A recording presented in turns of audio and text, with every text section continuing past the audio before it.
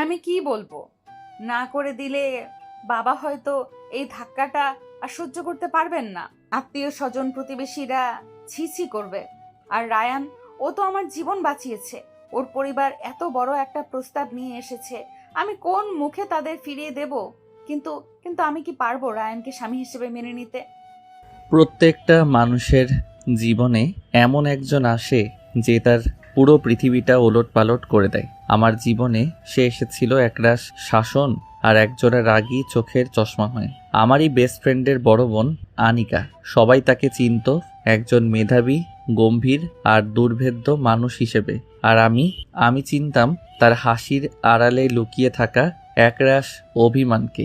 লোকে বলে জোর করে কিছু পাওয়া যায় না, আমিও তাই বিশ্বাস করতাম। কিন্তু যেদিন ভাগ্য তাকে আমারই বউ বানিয়ে আমার সামনে দাঁড় করিয়ে দিল, সেদিন বুঝেছিলাম কিছু গল্প হয়তো জোর করেই শুরু হয়। একটা অসমাপ্ত ভাগ্যকে পূর্ণতা দেওয়ার জন্য সেদিন রাতে সে আমার স্ত্রী ছিল, কিন্তু আমার ছিল না। আমাদের মাঝে ছিল শুধু একরাশ নীরবতা আর একরাশ দ্বিধা। আমি জানতাম না এই গল্পটা কোথায় গিয়ে শেষ হবে। আমি কি পারবো তার মনের সেই দুর্গে প্রবেশ করতে, নাকি একটা অসম্মতির বিয়ে আমাদের দুজনকেই সারা জীবনের জন্য একাকিত্বের সঙ্গী বানিয়ে দেবে? চলুন ফিরে যাই সেই অপ্রত্যাশিত দিনে, যেদিন আমার একগুঁয়ে ভালোবাসা এক কঠিন পরীক্ষার মুখোমুখি হয়েছিল। ঢাকা মিরপুরের একটি সাজানো গোছানো অ্যাপার্টমেন্ট। সময় শুক্রবার দুপুর। বাইরের কড়া রোদে বাঁচিয়ে ড্রয়িং রুমের পর্দাগুলো টেনে দেওয়া। ঘরের ভেতরে এসি চালায় এক আরামদায়ক পরিবেশ, কিন্তু সেই আরামকে গোল্লায় পাঠিয়ে প্লে স্টেশনে তুমুল যুদ্ধ চলছে রায়ান আর তার অভিন্ন হৃদয় বন্ধু আহাদের মধ্যে। টেলিভিশনের বিশাল স্ক্রিনে ফিফা 23 এর ভার্চুয়াল প্লেয়ারদের দৌড়াচ্ছে, আর তার সাথে পাল্লা দিয়ে চলছে দুজনের কথার লড়াই। ইয়েস ইয়েস, দেখলি? ঠিক বক্সের বাইরে থেকে কি একটা শট নিলাম। তোর গোলকিপার তো বল কোন দিক দিয়ে গেছে টেরও পায়নি। স্কোর লাইন 3-1, আর মাত্র 10 মিনিট বাকি। রায়ান, এবার তো মেনে নে যে তুই আমার সাথে কোনোদিনও জিততে পারবি না। ওই নামটা ঠিক করে বল। রায়ান না রায়ান, কতবার বলবো? আর এই গোলটা তো একদম চিটিং করে দিয়েছিস। আমার ডিফেন্ডারকে পেছন থেকে ট্যাকেল করেছিস। রেফারি তোদের লোক, আমি আগেই জানতাম। আরে যা যা, হারতে বসলেই তোর অজুহাতের লিস্টটা লম্বা হতে থাকে। আসল কথা হলো তোর খেলার কোনো স্কিলই নেই। তুই হচ্ছিস ফুটবলের কাজকলা। তাহলে এই কাজ করাটাকেই ডিফেন্ড করে দেখা দেখি। রায়ান এক অবিশ্বাস্য দক্ষতায় মাঠ থেকে বল নিয়ে এগিয়ে যায়। আহাদ মরিয়া হয়ে তাকে আটকানোর চেষ্টা করে, কিন্তু পারে না। ঠিক গোলপোস্টের সামনে গিয়ে রায়ান যখন শট নিতে যাবে, তোমাদের কি লজ্জা শরম বলতে কিছু নেই? হঠাৎ করেই একটি শান্ত কিন্তু বরফ শীতল নারী কণ্ঠ ভেসে আসায় দুজনেই চমকে ওঠে। তাদের খেলার উত্তেজনা মুহূর্তেই থেমে যায়। সোফার ঠিক পেছনে দুই হাত কোমর দিয়ে দাঁড়িয়ে আছে আনিকা।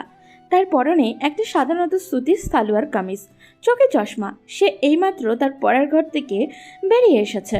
আজ শুক্রবার, জুম্মার দিন। বাইরে থেকে আজানের শব্দ ভেসে আসছে, আর তোমরা এখানে বসে ষাঁড়ের মতো চিৎকার করছো। নামাজ পড়ার কোনো ইচ্ছে নেই? আরে আপু, আর মাত্র 10 মিনিটের খেলা বাকি ছিল। এটা শেষ করেই তো যেতাম। তুমি সব সময় টাইমিংটা নষ্ট করে দাও। ও তো একটা আস্ত গাধা, ওর কোনো কাণ্ডজ্ঞান নেই আমি জানি। কিন্তু রায়ান, তুমি তো আছো, তুমি তো অন্তত ওকে সঠিক রাস্তায় চালাতে পারো। নাকি ওর সাথে মিশে তুমিও দিন দিন ওর মতোই হচ্ছ? না মানে আনিকা আপু, আমাদের খেয়ালই ছিল না। আমরা এখনই নামাজের জন্য তৈরি হচ্ছি। শুধু তৈরি হলে হবে? তোমাদের এই খেলার আওয়াজে আব্বু সোফায় বসে তসবিও ঠিক মতো পড়তে পারছিলেন না। উনি বিরক্ত হয়ে নিজের ঘরে চলে গেলেন। তোমরা কি নিজেদের ছাড়া আর কারো কথা ভাবো না? বাবা, আব্বু কিছু বললো না আর তুমি হয়ে গেলে তার উকিল। আমরা কি বাসায় একটু শান্তিতে নিজের মতো করে থাকতেও পারবো না? শান্তিতে থাকার মানে যদি হয় অন্যদের শান্তি নষ্ট করা, তাহলে পারবে না। যাও, দুজনেই এখন উঠে মসজিদে যাও। আমি যেন ফিরে এসে তোমাদের এইখানে না দেখি। আনিকার এই অভিভাবক সুলভ শাসনে রায়ান মনে মনে আরও একবার মুগ্ধ হয়। আনিকা শুধু সুন্দরী আর মেধাবী নয়, সে পরিবারের প্রতি ও ধর্মের প্রতি সমান যত্নশীল। সে জানে তার ছোট ভাই আহাদ এবং তার আপুর সাথে তর্ক করবে, কিন্তু রায়ান পরিস্থিতিটা সামলে নেওয়ার চেষ্টা করে। আপু, আপনি একদম চিন্তা করবেন না, আমরা এখনই যাচ্ছি। আহাত চল, ওঠ, আর দেরি করিস না। রায়হান আহাদের কানে কাছে ফিসফিস করে বলে, দোস্ত, এখন তর্ক করিস না, পরে ঠান্ডা হলে বুঝিয়ে বলা যাবে। চল এখন যাই। আহাদ অনিচ্ছা সত্ত্বেও রায়ানের কথায় উঠে দাঁড়ায়। তারা দুজন নামাজের জন্য তৈরি হতে চলে যায়।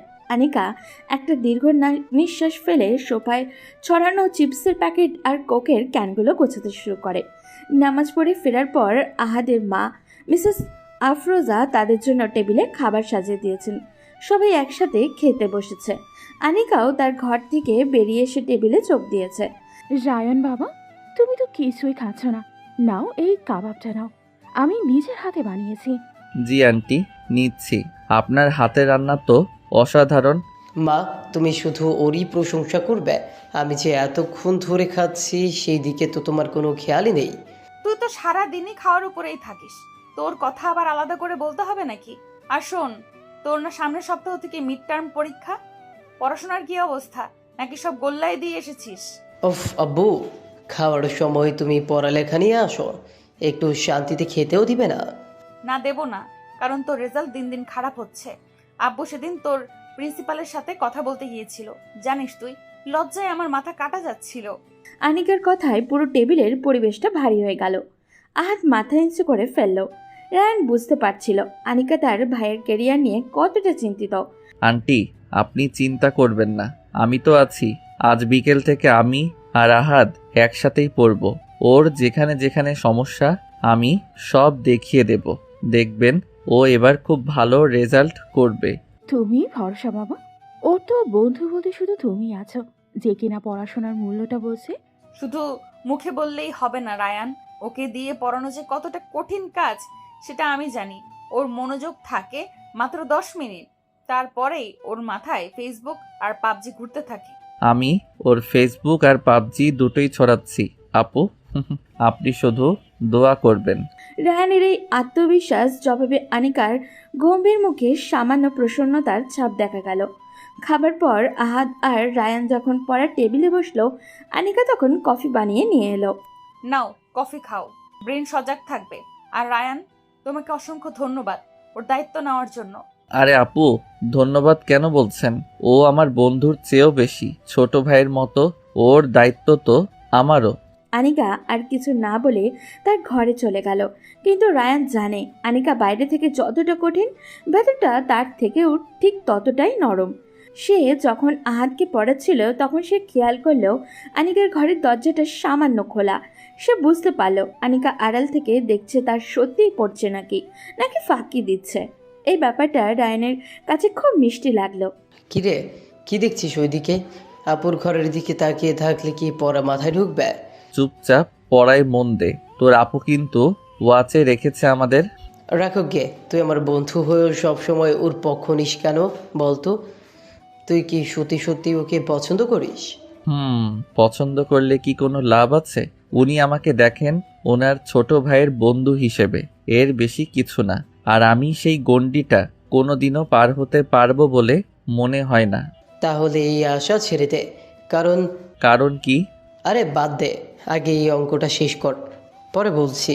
আহাদের এই অর্ধেক কথা রায়ানের মনের ভিতরে একটা কাঠের মতো বিঁধে গেল। সে বুঝতে পারছিল এমন কিছু একটা নিশ্চয়ই আছে যা আহাদ তাকে বলতে দ্বিধা করছে। তার বুকের ভেতরটা এক অজানা আশঙ্কায় কেঁপে উঠল।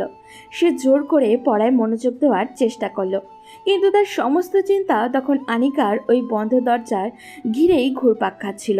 রায়ান হলো গল্পের নায়ক, বয়স 23, একটি বেসরকারি বিশ্ববিদ্যালয়ে বিবিএ শেষ বর্ষের ছাত্র। থাকে ঢাকার মোহাম্মদপুরে নিজের পরিবারের সাথে। মধ্যবিত্ত পরিবারের সন্তান হলেও তার চলাচলে পরিপাটি ও রুচিশীলতার ছাপ স্পষ্ট। দেখতে সুদর্শন, লম্বা এবং খেলাধুলায় পারদর্শী। স্বভাবের দিক থেকে কিছুটা ডানপিটে আর আড্ডাবাজ হলেও দায়িত্ব জ্ঞান সম্পন্ন এবং কাছের মানুষদের প্রতি অত্যন্ত যত্নশীল। তার জীবনের কেন্দ্রবিন্দুতে রয়েছে তার বন্ধুত্ব এবং একতরফা ভালোবাসা, যেটা আমি জানতাম না। আর আনিকা হলো গল্পের নায়িকা, বয়স 25, ঢাকা বিশ্ববিদ্যালয়ের আন্তর্জাতিক সম্পর্ক বিভাগ থেকে মাস্টার্স করছে। অত্যন্ত মেধাবী, শান্ত ও অন্তর্মুখী স্বভাবের, দেখতে স্নিগ্ধ এবং তার ব্যক্তিত্বে এক ধরনের গাম্ভীর্য রয়েছে যা তাকে অন্যদের থেকে আলাদা করে তোলে। বই পড়া আর লেখালেখি তার পছন্দের জগৎ। পরিবারের বড় মেয়ে হওয়ায় ছোট ভাই এবং সংসারের প্রতি তার এক ধরনের অভিভাবকত্ব কাজ করে। সে আমাকে তার ছোট ভাই আহাদের সবচেয়ে কাছের বন্ধু হিসেবেই চেনে এবং স্নেহ করে। আহাদ হলো রায়ানের সবচেয়ে কাছের বন্ধু এবং আমার একমাত্র ছোট ভাই। বয়স 22। একই বেসরকারি বিশ্ববিদ্যালয়ে রায়ানের 2 বছরের জুনিয়র। পড়াশোনায় তেমন মন নেই, তার জগৎ জুড়ে আছে ভিডিও গেম, বন্ধুদের সাথে আড্ডা আর ঘুরোঘুরি। আমার শাসনকে সে হিটলারই মনে করলেও মনে মনে আমাকে প্রচণ্ড ভালোবাসে ও সম্মান করে। রায়ান আহাদকে পড়াচ্ছে, কিন্তু আহাদের বলা অর্ধেক কথা আশা ছেড়ে দে, কারণ তার মনের মধ্যে কাটার মতো বিঁধে আছে। সে পড়ার চলে বারবার আহাদকে খোঁচানোর চেষ্টা করছে কথাটা বের করার জন্য।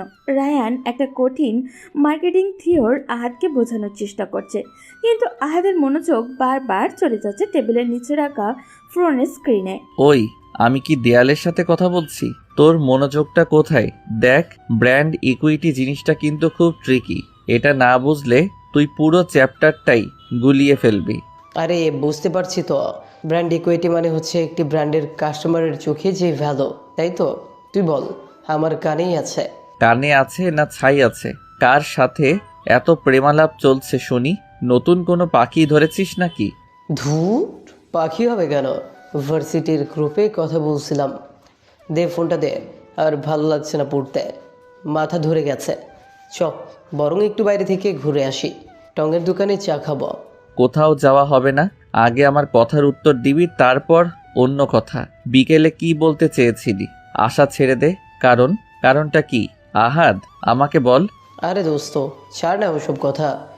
বললাম তো, এমনি বলেছিলাম। তুই তো জানিসই, আপু তোর থেকে একদমই আলাদা। ওর জগৎটাই অন্যরকম। তোদের মতো সাধারণ ছেলেদের ও কোনোদিনও পাত্তা দিবে না। তুই আমার বেস্ট ফ্রেন্ড না? তুই তো জানিস আমি তোকে কিছু লুকাই না। তাহলে তুই কেন আমার কাছে লুকাচ্ছিস? আমাকে সত্যিটা বল। আনিকা আপুর কোনো বিপদ হয়েছে? রায়ানের গলার স্বরে এমন এক আকুতি আর অধিকার ছিল যা আহাদ আর উপেক্ষা করতে পারল না। সে বুঝতে পারছিল রায়ানের কাছে আনিকার গুরুত্বটা শুধু বন্ধুর বোন হিসাবে নয়, তার চেয়েও অনেক বেশি। বিপদ না, হয়তো কারো কারোর জন্য এটা সুখবর। আপুর জন্য একটা বিয়ের প্রস্তাব এসেছে। বিয়ে? ছেলে কানাডায় থাকে, নাম সাফওয়ান চৌধুরী, অনেক বড় ইঞ্জিনিয়ার, দেখতেও নাকি হিরোর মতো। আব্বু আম্মুর তো ছেলেটাকে দারুণ পছন্দ। ছবি দেখে আমারও ভালোই লেগেছে। ছবি দেখেছিস তোরা? হ্যাঁ, এই তো দেখ। আহাদ তার ফোনটা নিয়ে গ্যালারি থেকে একটা ছেলের ছবি বের করে রায়ানকে দেখায়। স্যুট টাই পরা, নিখুঁতভাবে চুল আঁচড়ানো এক সুদর্শন যুবক। ছবিটা দেখে রায়ানের বুকের ভেতরটা যন্ত্রণা আরও তীব্র হয়ে ওঠে। আপু তো প্রথমে একটু আপত্তি করেছিল, মাস্টার্স শেষ না করে বিয়ে করবে না, এমনটাই বলছিল। কিন্তু ছেলে পক্ষ নাকি কোনোভাবেই দেরি করতে রাজি নয়। আর তুই তো জানিস, আব্বুর শরীরটা ভালো থাকে না। ওনার একটা ইচ্ছে, সময় থাকতে মেয়ের হাতটা একটা ভালো ছেলের হাতে তুলে দিবেন। তাই আপু আর আব্বুর মুখের ওপর কিছু বলতে পারেনি। তার মানে বিয়েটা হচ্ছে? সব কিছু ফাইনাল। সামনের মাসের 15 তারিখ আংটি বদলের জন্য দিন ঠিক করা হয়েছে। ছেলে তখন 7 দিনের জন্য দেশে আসবে। রায়ান আর কিছু বলতে পারল না। তার মনে হচ্ছিল তার চারপাশের পৃথিবীটা যেন ঘুরছে। সে টলতে টলতে চেয়ার থেকে উঠে দাঁড়ালো। দোস্ত, আমার শরীরটা ভালো লাগছে না, মাথাটা ঘুরছে। আমি আজ আসি। একে হঠাৎ করে কি হলো তোর? মুখটা এমন ফ্যাকাশে হয়ে গেল কেন? বস, আমি পানি নিয়ে আসছি। আপু, এই আপু, তাড়াতাড়ি একটু এদিকে আসো তো। আহাদের চিৎকার শুনে আনিকা তার ঘর থেকে দ্রুত বেরিয়ে আসে।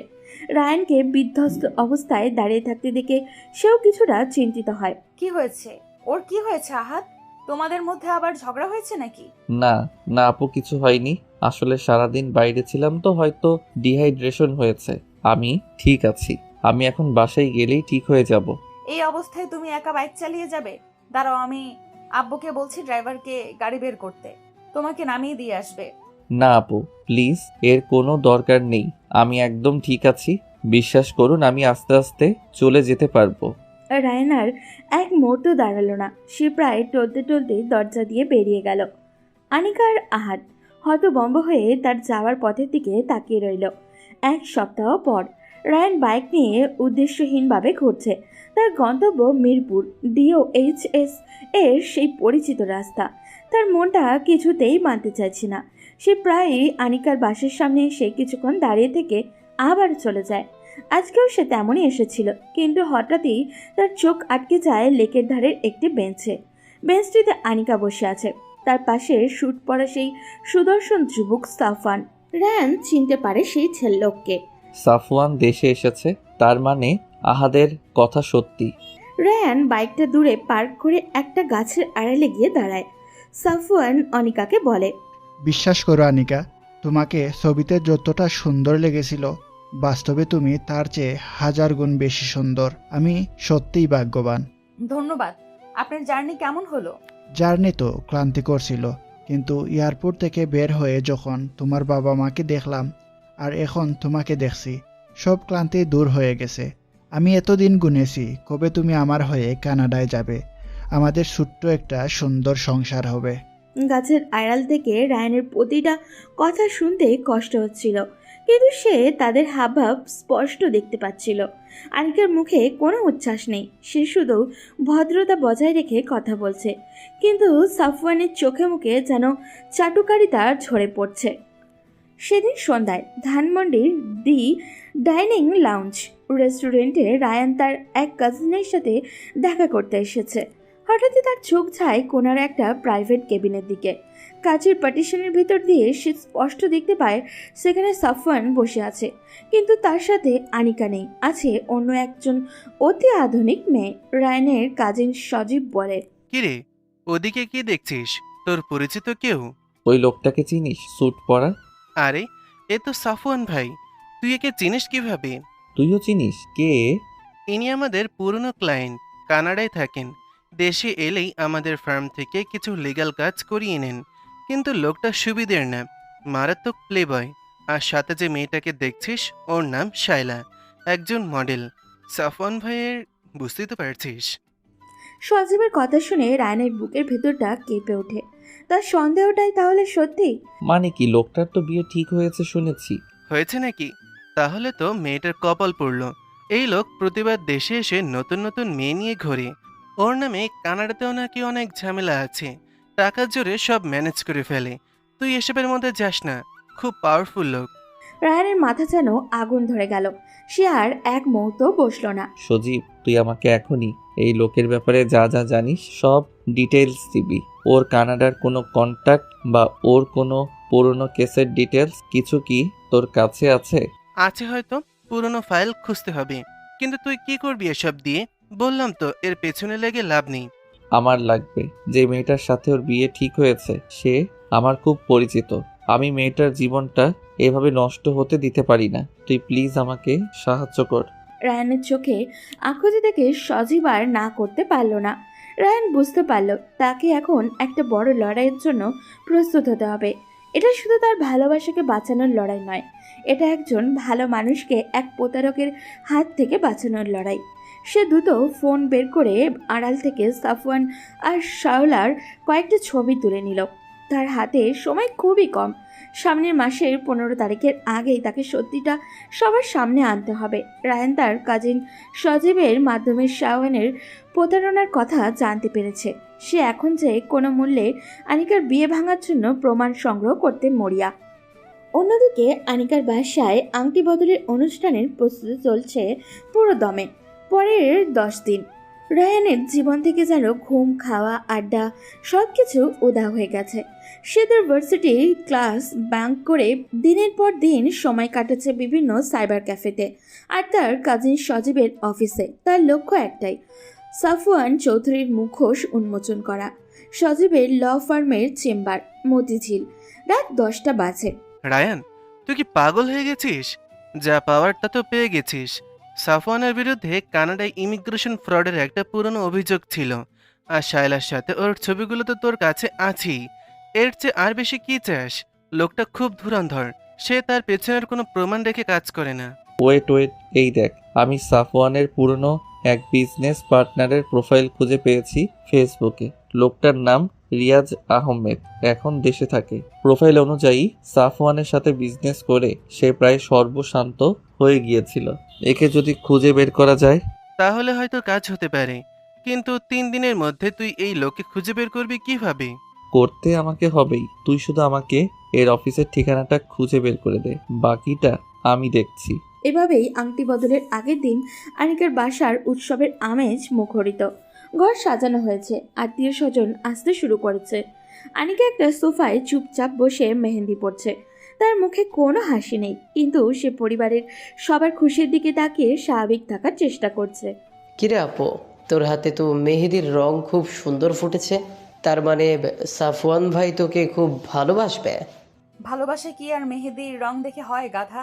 আচ্ছা, রায়ানের কোনো খবর জানিস? ওকে তো কয়েকদিন ধরে দেখছি না, ফোনও বন্ধ। ওর কথা আর বলিস না, কি যে হয়েছে ছেলেটার। সারাদিন কোথায় কোথায় ঘুরে বেড়ায়, কিছুই বলে না, ফোন দিলে ধরে না, ভার্সিটিতেও আসে না। হয়তো তোর বিয়ের কষ্টটা সহ্য করতে পারছে না। আমার বিয়ের কষ্ট? কিসব বাজে বাজে বকছিস? আজে বাজে না, সত্যি কথা।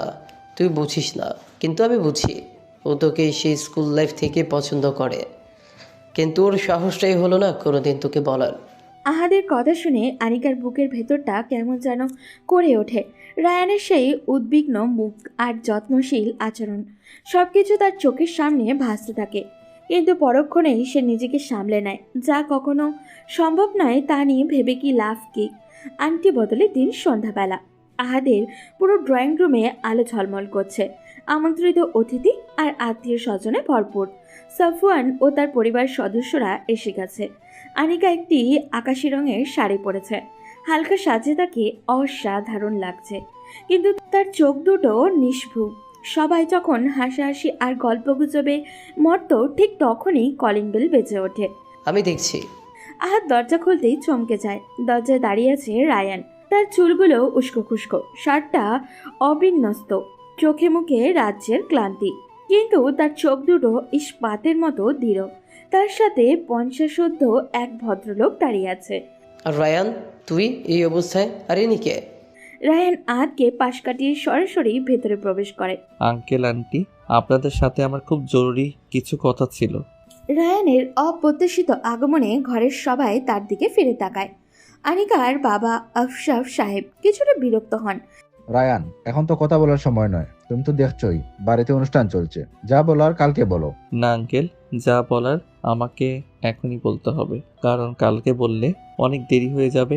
এই কথাটা আপনার মেয়ে আনিকা আপুর জীবন মরণের প্রশ্ন। রায়ানের এই কথায় ঘরের কোলাহল মুহূর্তেই থেমে যায়।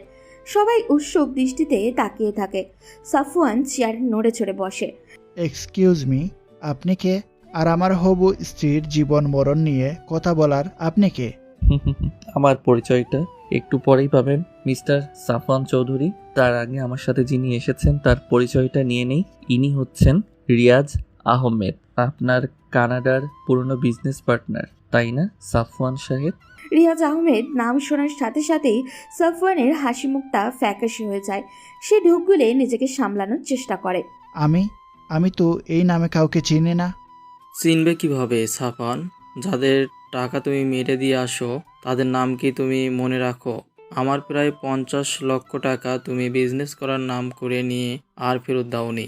আমি তোমার নামে মামলা করেছিলাম বলে তুমি আমাকে উল্টো মিথ্যা মামলায় ফাঁসিয়ে দিয়েছিলে। এসব কি হচ্ছে রায়ান? তুমি আমার অনুষ্ঠানের মাঝে এসব কি শুরু করেছো? একজন সম্মানিত অতিথিকে এভাবে অপমান করছো। আমি ওনাকে অপমান করছি না আঙ্কেল, আমি শুধু আপনার মেয়ের সামনে ওনার আসল চেহারাটা তুলে ধরছি। ইনি শুধু একজন বিজনেস ফ্রডই নন, ইনি একজন প্রতারক। এই দেখুন। রায়ান তার পকেট থেকে একটা খাম বের করে। সেই খাম থেকে কয়েকটা ছবিও বের করে, আফসাফ সাহেবের হাতেও দেয়। ছবিগুলো সাফওয়ান আর শাইলার সেই রেস্টুরেন্টের ঘনিষ্ঠ মুহূর্তগুলোর বন্দী। এ কি, আনিকার সাথে যার বিয়ে সে অন্য মেয়ের সাথে? ছি ছি ছি। এসব মিথ্যে, ছবিগুলো বানানো, ফটোশপ করা। এই ছেলেটা নিশ্চয়ই আনিকাকে পছন্দ করে, তাই আমাদের বিয়ে ভাঙার জন্য এই ষড়যন্ত্র করছে। তাই ছবিগুলো ফটোশপ করা? বেশ, তাহলে এই অডিও ক্লিপটার ব্যাপারে কি বলবেন? রায়ান তার ফোনটা বের করে একটা অডিও প্লে করে। এটা সাফওয়ান আর শাইলার ফোন রেকর্ড, যা রায়ান অনেক কষ্ট করে শাইলার এক অসন্তুষ্ট বন্ধুর কাছ থেকে জোগাড় করেছে। অডিওতে সাফওয়ান শাইলাকে বলছে, আরে বেবি, তুমি টেনশন করছো কেন? এই আনিকা মেয়েটা তো একটা বোকা। ওকে বিয়ে করে কানাডায় নিয়ে যাওয়া তো শুধু একটা ইনভেস্টমেন্ট। একবার সিটিজেনশিপ ম্যানেজ হয়ে গেলে আর ওর বাবার কাছ থেকে কিছু টাকা খসাতে পারলেই ওকে আমি ডিভোর্স দিয়ে দেব। তারপর তো তুমিই আমার জীবন। অডিও ক্লিপটা শোনার পর পুরো ঘরে যেন পিন পতন নীরবতা নেমে আছে। সাফওয়ানের মুখটা ভয়ে অপমানে সাদা হয়ে গেছে। আনিকা পাথরের মতো দাঁড়িয়ে আছে, তার চোখ দিয়ে অঝরে পানি পড়ছে। বেরিয়ে যাও, আমার বাড়ি থেকে এক্ষুনি বেরিয়ে যাও। তোমার মতো একটা জানোয়ারের ছায়া আমি আমার মেয়ের উপর পড়তে দেব না। Get out. সাফওয়ান আর তার পরিবার আর এক মুহূর্তও দাঁড়ালো না। তারা অপমানিত হয়ে দ্রুত সেখান থেকে প্রস্থান করলো। তাদের যাওয়ার সাথে সাথেই এতক্ষণে চেপে রাখা আবেগ যেন বাঁধ ভেঙে গেল। আমন্ত্রিত অতিথিরা নিজেদের মধ্যে কানাঘুষো শুরু করে দিল। সি সি সি সি, কি লজ্জার কথা! এঙ্গেজমেন্টের আসর থেকে বরপক্ষকে এভাবে অপমান করে তাড়িয়ে দিল। মেয়েটার কপালে কি যে আছে, একবার বিয়ে ভেঙে গেলে তো আর ভালো সম্বন্ধ পাওয়া মুশকিল। আত্মীয় স্বজনদের এই কথাগুলো আশরাফ সাহেবের বুকে তীরের মতো বিঁধছিল। তিনি আর নিজেকে সামলাতে পারলেন না। হার্ট অ্যাটাকের ব্যথায় বুকে হাত দিয়ে সোফায় বসে পড়লেন। ওগো, তোমার কি হলো? আহাত, রায়ান, তাড়াতাড়ি আসো, তোমাদের আঙ্কেলকে ধরো। রায়ানের উন্মোচিত সত্যের কারণে আনিকার বিয়ে ভেঙে গেছে। আমন্ত্রিত অতিথিদের সামনে আশরাফ সাহেব অপমানিত ও অসুস্থ হয়ে পড়েছেন। বাড়ির উৎসবের পরিবেশ মুহূর্তে এক ভয়ঙ্কর নীরবতায় চেয়ে গেছে। আহাতের ড্রয়িং রুম কিছুক্ষণ আগের কোলাহল আর এখন এক অস্বস্তিকর নীরবতার রূপ নিয়েছে। বেশিরভাগ অতিথি ফিসফিস করতে করতে বিদায় নিয়েছে। শুধু খুব কাছের কয়েকজন আত্মীয় রয়ে গেছেন। আশরাফ সাহেবের সোফায় চোখ বন্ধ করে হেলান দিয়ে বসে আছেন। তার কপালে জলপটি দিচ্ছেন আনিকার মা আফরোজা বেগম। আনিকা পাথরের মূর্তির মতো দাঁড়িয়ে আছে। তার কান দিয়ে যেন গরম ধোঁয়া বের হচ্ছে। আহাত কিংকর্ত বিমূঢ় হয়ে একবার তার বাবাকে দেখছে তো আরেকবার রায়ানকে। আনিকার ফুফু আশরাফ সাহেবের বোন বললেন, ভাবি, ভাইজানকে এখন ঘরে নিয়ে গিয়ে একটু রেস্ট করতে বলো। এতগুলো মানুষের সামনে যা একটা কেলেঙ্কারি হলো, আমাদের তো এখন মুখ দেখানোর জোর রইলো না। আনিকার চাচাতো ভাই বলে, ওই ছেলেটা রায়ান, ওকে ও কি ভেবেছে এভাবে একটা বিয়ের কাজে এসে যা ইচ্ছা তাই বলে যাবে? ওর জন্যই তো আমাদের পরিবারে এত বড় অপমানটা হলো। আশফাক চাচা, আপনার উচিত ছিল ওকে পুলিশে দেওয়া। চুপ করো তোমরা। রায়ান যা করেছে আমাদের ভালোর জন্যই করেছে। ও না থাকলে তো আজ আমার মেয়েটার জীবন একটা প্রতারকের হাতে চলে যেত। তোমরা তো শুধু নিজেদের সম্মানের কথাই ভাবছো। আমার মেয়ের ভবিষ্যতের কথা একবারও ভেবেছো? ভবিষ্যৎ? কোন ভবিষ্যতের কথা বলছো ভাবি? যে মেয়ে এঙ্গেজমেন্টের দিন বিয়ে ভেঙে যায়, তার আবার ভবিষ্যৎ কি? এখন ওকে কে বিয়ে করবে শুনি? সমাজে তো রটে যাবে মেয়েরই কোনো দোষ ছিল। আত্মীয়দের এই নিষ্ঠুর কথাগুলো আনিকার বুকে শেলের মতো বিচ্ছিল। তার মনে হচ্ছিল এই মুহূর্তে মাটি দিদা হয়ে যাক আর সে তার ভেতরে ঢুকে যাক। রায়ান এক কোণায় অপরাধীর মতো মাথা নিচু করে দাঁড়িয়ে সব শুনছিল। সে বুঝতে পারছিল তার একটা পদক্ষেপ পরিস্থিতিকে কতটা জটিল করে তুলেছে। আঙ্কেল, আন্টি, আমি খুবই দুঃখিত। আমি কখনো ভাবিনি পরিস্থিতি এমন হয়ে যাবে। আমি শুধু চেয়েছিলাম। তুমি যা করছো ঠিকই করেছো বাবা। তুমি আজ আমার চোখ করে দিয়েছো, আমার মেয়ের জীবনটা বাঁচিয়েছো। এই ঋণ আমি কোনোদিনও শোধ করতে পারবো না। না আঙ্কেল, ঋণের কথা বলবেন না। আনিকা আপু আমার বন্ধুর বোন, আমার নিজের বোনের মতো। তার ক্ষতি হোক এটা আমি দেখতে পারতাম না। ঠিক তখনই কলিং বেলটা আবারও বেজে উঠল। আহাত কিছুটা বিরক্ত হয়ে দরজা খুলতে গেল। দরজা খুলে সে আর বেশি অবাক হলো। দরজায় দাঁড়িয়েছেন রায়হানের বাবা জনাব শফিকুর রহমান এবং তার মা মিসেস নাসরিন রহমান। তাদের মুখেও গভীর উদ্বেগের ছাপ। আহাত বাবা, ভিতরে আসতে পারি? আঙ্কেল, আন্টি, আপনারা এত রাতে? রায়ানও তার বাবা মাকে দেখে ভীষণ অবাক হলো। রায়ানের বাবা মা ভেতরে প্রবেশ করলেন। আশফাক সাহেবের বিধ্বস্ত অবস্থায় আর বাড়ির থমথমে পরিবেশ থেকে তার মুহূর্তে সব কিছু আঁচ করে নিলেন। শফিকুর রহমান সরাসরি তার পুরনো বন্ধু আশফাক সাহেবের পাশে গিয়ে বসলেন। আশফাক, মনটাকে শক্ত করো বন্ধু। যা হয়েছে ভালোর জন্যই হয়েছে। একটা বড় বিপদ থেকে তোমার মেয়েটা বেঁচে গেছে, এটাই সবচেয়ে বড় কথা। কিভাবে মনটাকে শক্ত করব শফিক? আমার মান সম্মান, আমার এতদিনের জমানো শ্রদ্ধা সব তো আজ ধুলোয় মিশিয়ে গেল।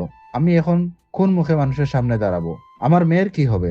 কেন তোমার মেয়ের কি হবে? তোমার মেয়ে লক্ষ্মী, সে কোনো দোষ করেনি। আর সমাজ কি বলবে সেটা ভেবে যদি তুমি ভেঙে পড়ো তাহলে তো চলবে না। শুধু ভাবলেই কি হবে শফিক ভাই? যা রটার তা তো রটবেই। এখন এই মেয়ের জন্য ভালো সম্বন্ধ পাওয়া তো আসমান থেকে চাঁদ এনে দেওয়ার মতো। এই কথায় শফিকুর রহমানের কিছুক্ষণ চুপ করে রইলেন। তিনি সবার মুখের দিকে একবার তাকালেন, তারপর একটা গভীর দীর্ঘশ্বাস ফেলে এমন একটা কথা বললেন যা শোনার জন্য ঘরের কেউই প্রস্তুত ছিল না। তাহলে সেই চাঁদ আমি এনে দিচ্ছি। তার কথায় সবাই অবাক হয়ে তাকালো। আশফাক, আমরা তো শুধু প্রতিবেশী নই, বহু বছরের বন্ধু। আজ তোমার বিপদে যদি আমি পাশে না দাঁড়াই তাহলে এই বন্ধুত্বের কোনো দাম নেই। আমি আমার ছেলে রায়ানের জন্য তোমার মেয়ে আনিকার হাতটা চাইতে এসেছি। এই প্রস্তাবে পুরো ঘরে যেন দ্বিতীয়বারের মতো বোমা ফাটলো। আনিকা, আহাদ, রায়ান তিনজনেই বজ্রহতের মতো দাঁড়িয়ে রইল। আফরোজা বেগম আর অনন্যা আত্মীয়রাও আত্মবিশ্বাসের দৃষ্টিতে তাকিয়ে রইল। ভাইজান, আপনি এটা কি বলছেন? রায়ান তো আনিকার চেয়ে বয়সে ছোট, আর ও তো এখনো পড়াশোনাই শেষ করেনি। ভাবি, বয়স বা পড়াশোনা দিয়ে কি হবে? আমার ছেলেটা যে আপনার মেয়েকে কতটা সম্মান করে, কতটা ভালোবাসে সেটা তো ও আজ প্রমাণ করে দিয়েছে। নিজের জীবনের ঝুঁকি নিয়ে ও আপনাদের সম্মান বাঁচিয়েছে। এমন একটা ছেলের হাতে মেয়ে দিতে কি আপনার আপত্তি আছে? না না ভাবি, আপত্তির কথা নয়, কিন্তু রায়ান বাবা, ওর তো একটা নিজের জীবন আছে, ওর স্বপ্ন আছে। আমার মেয়ে ওই বাঙ্গা সম্বন্ধের দায়ভার আমি ওর গায়ে চাপিয়ে দিতে পারি না। এটা অন্যায়। এটা অন্যায় নয় আশফাক, এটাই সঠিক কাজ। রায়ান যা করেছে শুধু বন্ধুর বোনের জন্য করেনি, ও আনিকাকে মন থেকে পছন্দ করে। ওর মায়ের কাছে আমি সব শুনেছি। আজ যদি আমরা ওদের দুজনের হাত এক করে দিই তাহলে শুধু দুটো পরিবারের সম্মানই বাঁচবে না, দুটো বাচ্চার ভালোবাসাও পূর্ণতা পাবে। শফিকুর রহমান এবার রায়ানের দিকে ফিরলেন। রায়ান, তোর কি এই বিয়েতে মত আছে? কোনো চাপের কারণে নয়, মন থেকে বল। আব্বু, আনিকা আপুকে আমি সম্মান করি। উনি যদি এই বিয়েতে রাজি থাকেন তাহলে আমার কোনো আপত্তি নেই। আর রায়ানের এই শান্ত পরিণত উত্তরে ঘরের সবাই যেন নতুন করে তাকে দেখল। কিন্তু সবার চোখ এখন একজনের দিকে নিস্তব্ধ, আনিকা, যে এখনো মূর্তির মতো দাঁড়িয়ে আছে। তার পৃথিবীটা যেন কয়েক ঘন্টার ব্যবধানে বারবার ওলট পালট হয়ে যাচ্ছে। যে ছেলেটাকে সে সবসময় ছোট ভাইয়ের বন্ধু হিসেবে দেখে এসেছে, আর আজ পরিস্থিতি তাকে সেই ছেলেটার স্ত্রী হবার প্রস্তাব দিচ্ছে। এটা স্বপ্ন না দুঃস্বপ্ন সে কিছুই বুঝতে পারছিল না। ঘরের ভেতরে ভারী নীরবতা। সবাইকার চোখ একদিকে, সেটা হলো আনিকার দিকে। সে মাথা নিচু করে দাঁড়িয়ে আছে, তার আঙুলগুলো শাড়ির আঁচলটা খামচে ধরেছে। তার মনের ভেতরে যে কি ভয়ঙ্কর ঝড় চলছে তা তার ফ্যাকাশে মুখটা বলে দিচ্ছে। মা আনিকা, আমি জানি সবকিছু খুব তাড়াতাড়ি হয়ে যাচ্ছে, তোমার উপর দিয়ে অনেক বড় একটা ঝড় বয়ে গেছে, কিন্তু বিশ্বাস করো, আমরা সবাই তোমার ভালো চাই। তোমার বাবা আর আমি শুধু বন্ধু নই, আমরা ভাই। এক ভাইয়ের সম্মান তো আর এক ভাইকে রাখতে হবে, তাই না? আরে চুপ করে দাঁড়িয়ে আছিস কেন? আনিকা, তোর তো ভাগ্য খুলে গেছে।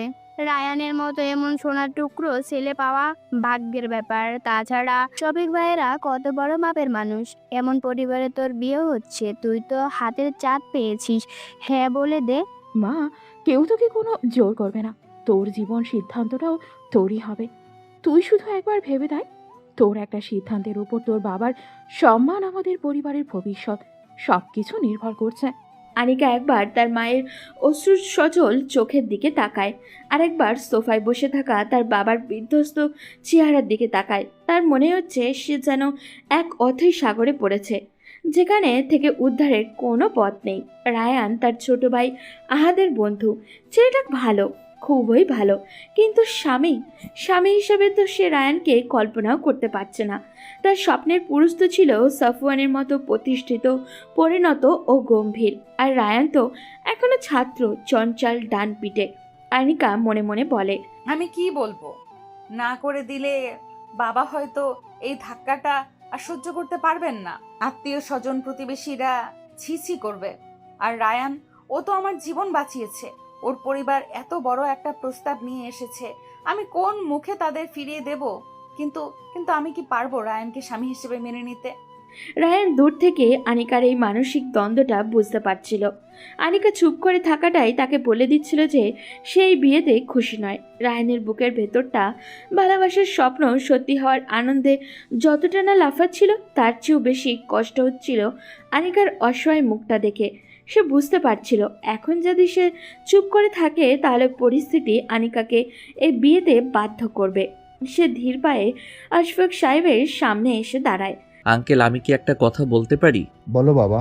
আমি জানি আমার আব্বু আপনাদের সম্মান রক্ষার জন্য এবং আমাকে ভালোবাসেন বলেই এই প্রস্তাবটা দিয়েছেন, কিন্তু আমি চাই না আনিকা আপু কোনো চাপের মুখে পড়ে এই বিয়েতে রাজি হোক। বিয়েটা সারা জীবনের একটা ব্যাপার, এখানে মনের অমিল থাকলে সেই সম্পর্কটা বোঝা হয়ে যায়।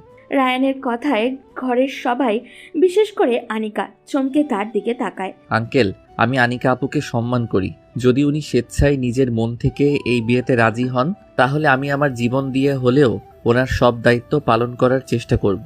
কিন্তু যদি ওনার সামান্যতম অমত থাকে তাহলে প্লিজ আপনারা কেউ ওনাকে জোর করবেন না। সমাজ কি বলবে সেটা বড় কথা নয়, আপনার মেয়ের খুশিটাই সবচেয়ে বড় কথা। আমি কথা দিচ্ছি, এই বিয়ে না হলেও আমাদের দুই পরিবারের সম্মান রক্ষা করার দায়িত্ব আমার। আমি সবার মুখ বন্ধ করে দেব।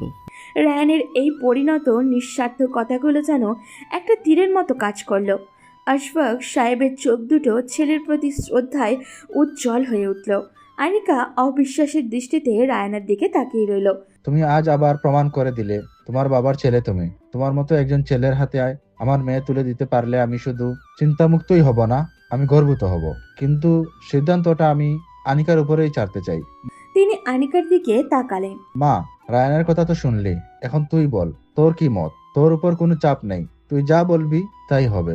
আনিকা এক ভয়ঙ্কর দ্বিধার মধ্যে দাঁড়িয়ে, একদিকে তার বাবার সম্মান, পরিবারের মুখ, অন্যদিকে তার নিজের জীবন, তার স্বপ্ন।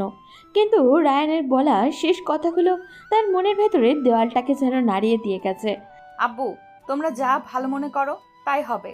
এই ক্ষীণ সম্মতিটুকুই যেন যথেষ্ট ছিল। ঘরের থমথমে পরিবেশটা মুহূর্তেই বদলে গেল। আফরোজা বেগম খুশিতে তার মেয়েকে জড়িয়ে ধরলেন। শফিকুর রহমান তার বন্ধুকে বুকে টেনে নিলেন। শুধু আনন্দ ছিল না দুজনের চোখে, রায়ান এবং আনিকা। রায়ানের মুখে ছিল এক মিশ্র অনুভূতি, আর আনিকার চোখ ছিল শূন্য। 1 ঘন্টা পর কাজী সাহেব এসে গেছেন। বাইরে সব আত্মীয় স্বজন বিদায় করে দেওয়া হয়েছে, একদমই ঘরোয়া পরিবেশে। শুধু দুই পরিবারের উপস্থিতিতেই বিয়ের কাজ সম্পন্ন হচ্ছে। বলো মা, কবুল? আনিকা চুপ করে থাকে, তার কানে যেন কোনো শব্দই প্রবেশ করছে না। মা বল, চুপ করে আছিস কেন? আনিকা একবার রায়ানের দিকে তাকায়। রায়ান তার দিকেই তাকিয়ে আছে। তার চোখে কোনো বিজয় নেই, আছে একরাশ সহানুভূতি আর অপেক্ষা। আনিকা চোখ বন্ধ করে ফেলে, তার গাল বেয়ে গড়িয়ে পড়ে 2 ফোঁটা অশ্রু। কবুল, কবুল। বিয়ের আনুষ্ঠানিকতা শেষ হয়ে যায়। রায়ানের মা তাকে মিষ্টি মুখ করেন, কিন্তু রায়ানের গলা দিয়ে যেন কিছুই নামতে চায় না। সে জানে এই বিয়েটা আনিকার ইচ্ছার বিরুদ্ধে হয়েছে। বন্ধু স্নেহার বোনকে সে পেয়েছে ঠিকই, কিন্তু তাকে বউ হিসেবে জয় করার পথটা যে কতটা কঠিন হবে তা সে বুঝতে পারছিল। রাত 1টা। রায়ানের ঘর, যা আজকের রাতের জন্য আনিকার ঘর হিসাবেই সাজানো হয়েছে। আনিকাকে রায়ানের মা ঘরে বসিয়ে দিয়ে গেছেন। আনিকা খাটের মাঝখানে জড়সড় হয়ে বসে আছে।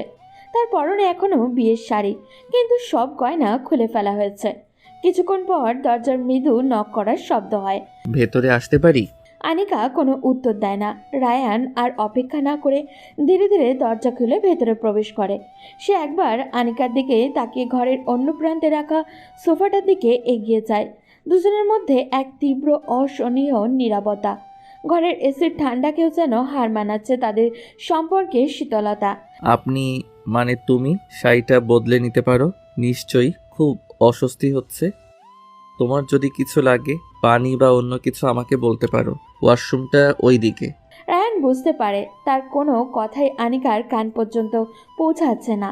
সে একটা দীর্ঘশ্বাস ফেলে সোফার উপরে রাখা একটা কুশন টেনে নিয়ে শুয়ে পড়ার উপক্রম করে। তুমি আরামে বিছানায় ঘুমিয়ে পড়ো, আমি সোফাতেই ঠিক আছি। এই কথা শুনে আনিকা প্রথমবারের মতো রায়ানের দিকে পূর্ণ দৃষ্টিতে তাকায়। তার চোখে মুখেও বিস্ময়। সে ভেবেছিল রায়ান হয়তো স্বামী হিসেবে তার অধিকার প্রতিষ্ঠিত করার চেষ্টা করবে, কিন্তু ছেলেটা তো তাকে স্পর্শ করা দূরে থাক, তার কাছাকাছিও আসছে না। আপনি আপনি কেন এটা করলেন? কিছু বললে? বলছি আপনি কেন এই বিয়েতে রাজি হলেন? আপনি তো পারতেন অস্বীকার করতে, তাহলে তো সব সমস্যার সমাধান হয়ে যেত। কোন সমস্যার সমাধান হতো আনিকা? তোমার বাবার সম্মানটা কি ফিরে আসতো? সমাজের কানাঘুষা কি বন্ধ হয়ে যেত? নাকি তোমার জন্য আবার নতুন করে ভালো কোনো সম্বন্ধ আসতো? কোনটার সমাধান হতো বলো? আনিকা রায়ানের এই যুক্তির সামনে চুপ করে যায়। আমি জানি তুমি আমাকে তোমার স্বামী হিসেবে মেনে নিতে পারছো না, আর আমি তোমাকে সেই জোর করবো না। আমি শুধু চেয়েছিলাম এই কঠিন সময়ে তোমার আর তোমার পরিবারের পাশে দাঁড়াতে, বন্ধু হিসেবে, একজন দায়িত্ববান পুরুষ, একজন দায়িত্ববান মানুষ হিসেবে। তুমি আমাকে তোমার স্বামী নাই ভাবতে পারো, কিন্তু অন্তত একজন বন্ধু হিসেবে বিশ্বাস করতে পারো। আমি তোমাকে কথা দিচ্ছি, তোমার ইচ্ছার বিরুদ্ধে তোমার সম্মানে আঘাত লাগে এমন কিছু আমি কোনো দিনও করব না। কথাগুলো শেষ করে রায়ান আবারও সোফায় শুয়ে পড়ে এবং চোখ বন্ধ করে। আনিকা তার দিকে তাকিয়ে থাকে। রায়ানের প্রতিটা কথা, তার প্রতিটা আচরণ আনিকার মনের ভেতরে দ্বিধা আর ভয়কে যেন একটু একটু করে নাড়িয়ে দিচ্ছিল। সে বুঝতে পারছিল না তার ভাগ্যেও তাকে কোন পথে নিয়ে চলেছে। তার নতুন জীবনে যাত্রা শুরু হলো একরাশ দ্বিধা আর অস্বস্তি, কৃতজ্ঞতা বোধ আর এক অচেনা অপ্রত্যাশিত মুগ্ধতা দিয়ে। এভাবেই বিয়ের এক সপ্তাহ পর রায়ানদের মোহাম্মদপুরের ফ্ল্যাট, রায়ান এবং আনিকাকে থাকার জন্য রায়ানের বিশাল ঘরটি নতুন করে সাজানো হয়েছে। একদিকে বড় একটি খাট, অন্য পাশে পড়ার টেবিল, বইয়ের তাক আর একটি আরামদায়ক সোফা। সকালে নরম আলো এসে পড়েছে ঘরে। আনিকা বারান্দায় ইজি চেয়ারে বসে একটা বই পড়ার চেষ্টা করছে, কিন্তু তার মনোযোগ বারবার চলে যাচ্ছে সোফায় ঘুমন্ত রায়ানের দিকে। 7 দিন হয়ে গেল ছেলেটা একদিনের জন্য আমার সাথে কোনো জোর খাটানোর চেষ্টা করেনি। কাছে আসার চেষ্টা করা তো দূরের কথা, প্রতিদিন রাতে নিজের সোফায় কম্বল মুড়ি দিয়ে শুয়ে পড়ে। ওর কি কষ্ট হয় না? নাকি নাকি ও শুধু দায়িত্ব পালনের জন্যই এই বিয়েটা করেছে? আমার প্রতি ওর কি সত্যি কোনো অনুভূতি নেই? রায়ানের ঘুমের মধ্যে নড়েচড়ে ওঠার শব্দ আনিকার চিন্তায় ছেদ পড়ে। সে দ্রুত বইয়ের দিকে মনোযোগ দেওয়ার ভান করে। রায়ান আড়মোড়া ভেঙে উঠে বসে। আনিকা বারান্দার দিকেই তার মুখে একটা মিষ্টি হাসি ফুটে ওঠে। Good morning. তুমি এত সকালে উঠে পড়েছো? আমার সকাল সকাল ওঠার অভ্যাস, আপনার মতো দুপুর পর্যন্ত ঘুমানোর অভ্যাস আমার নেই। বাবা, সকাল সকালই একেবারে চার্জ মোডে আছো দেখছি। আর আপনি কেন বলছো? আমরা তো এখন স্বামী স্ত্রী, তুমি করে বলতে পারো। অভ্যাস হতে একটু সময় লাগবে। ঠিক আছে, টেক ইউর টাইম। আমি ফ্রেশ হয়ে আসছি, তারপর একসাথে নাস্তা করা যাবে। রায়ান ওয়াশরুমে চলে যায়। আনিকা বইটা বন্ধ করে রাখে। রায়ানের সহজ স্বাভাবিক আচরণ তাকে অবাক করে। সে ভেবেছিল বিয়ের পর রায়ান হয়তো তার উপরে অধিকার খাটানোর চেষ্টা করবে, কিন্তু রায়ান যেন তাকে তার মতো করে গুছিয়ে নেওয়ার জন্য অফুরন্ত সময় দিয়ে দিয়েছে। কিছুক্ষণ পর নাস্তার টেবিলে রায়ানের মা নাসরিন রহমান প্লেটে পরোটা তুলে দিচ্ছেন। আনিকা মা, তুমি তো কিছুই খাচ্ছ না। রায়ান, ওকে খেতে বল, মেয়েটা দিন দিন শুকিয়ে যাচ্ছে। আম্মু, তুমি ওকে জোর করো না, ওর যখন ইচ্ছে হবে খাবে। নাও আনিকা, তোমার তো ডিম পোস্ট পছন্দ তাই না? আমি বানিয়ে এনেছি। আপনি মানে তুমি কিভাবে জানলে? আমি সবই জানি। বেস্ট ফ্রেন্ড আহাদ সাহেব আমার ইনফরমার। তোমার পছন্দের বইয়ের লিস্ট থেকে শুরু করে মাঝরাতে আইসক্রিম খাওয়ার অভ্যাস, সবকিছুর খবরই আমার কাছে আছে। রায়ানের এই কথায় আনিকার মুখে প্রথমবারের মতো এক চিলতে হাসি রেখা দেখা যায়। রায়ান সেই হাসি দেখে মনে মনে হাজারো শুক্রিয়া জানায়। কয়েকদিন পর দুপুরবেলা আনিকা তার মাস্টার্সের থিসিস নিয়ে ল্যাপটপে কাজ করছে। একটি নির্দিষ্ট টপিক নিয়ে সে কিছুতেই ভালো কোনো রেফারেন্স খুঁজে পাচ্ছে না। তার চোখে মুখে রাজ্যের বিরক্তি। উফ, এই টপিকটার উপর কোনো ভালো জার্নালই পাচ্ছি না। লাইব্রেরিতেও যা আছে সব পুরনো, এখন কি করব? ঠিক তখনই ঘরে প্রবেশ করে রায়ান। তার হাতে নীলক্ষেত থেকে কিনে কয়েকটা বই আর গরম সিঙ্গারার ঠোঙা। এই যে ম্যাডাম, আপনার থিসিসের জন্য গরম গরম রসদ নিয়ে হাজির, আর সাথে আছে আপনার ব্রেনকে ঠান্ডা করার জন্য সিঙ্গারা। আনিকা অবাক হয়ে বইগুলোর দিকে তাকায়।